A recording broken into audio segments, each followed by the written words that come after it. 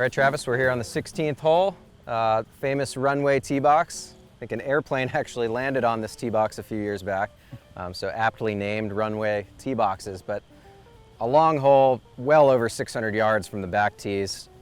Still plays a long way even from the blue tees here, 555 yards. Yeah. So I think the genius in the design of this hole is kind of your eyesight immediately takes you over toward the right off the tee. Correct. But I think it's important to remember the primary hazard here off the tee is the out of bounds on the right. Comes in pretty quickly. There's hedges on the right. There's a little downslope that kind of kicks a lot of balls over there. Almost every time I walk up on this hole, I see a group, or playing the adjacent holes, I'll see a group looking for a ball in those bushes over on the right. That's a huge, huge mistake. So Yep. You've got to respect that right side and play away from it enough.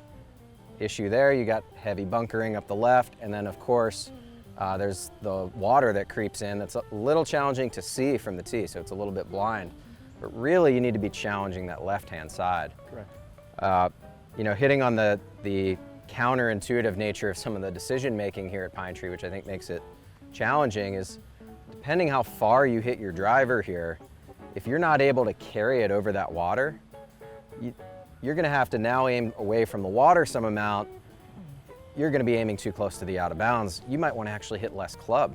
So even though this is the longest hole on property, I'll see a lot of players, a lot of our better players, hitting less than driver, which sounds very counterintuitive, but I think our membership as a whole could take note of this off this first shot. So, what goes through your mind? I see you holding two clubs, and walk me through sort of what you're looking at. Yeah, absolutely. So obviously this is late in the round, and it kind of depends on the day. If I'm having a good driver day, I'm definitely going to pull out driver, and if I'm not comfortable with driver, I'm going to pull out something less.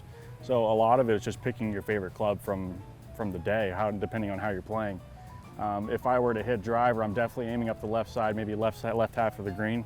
And if I have 2-iron, I'm aiming left of the right-hand bunker up towards the palm trees just to try to keep it in play. But I think it depends on just whatever you're comfortable with that day. And I think just also looking at the strategy for the hole, kind of playing the hole backwards in your mind, you're just trying to get your third shot up somewhere near the green, even if it doesn't get all the way there. This is a very long hole. Yep. And just staying in the hole, avoiding those penalty strokes. Absolutely. Not hitting driver just because the card says it's a par 5. Sure. If driver isn't going to get you in trouble up the right, it's not going to go far enough, driver's the play all day.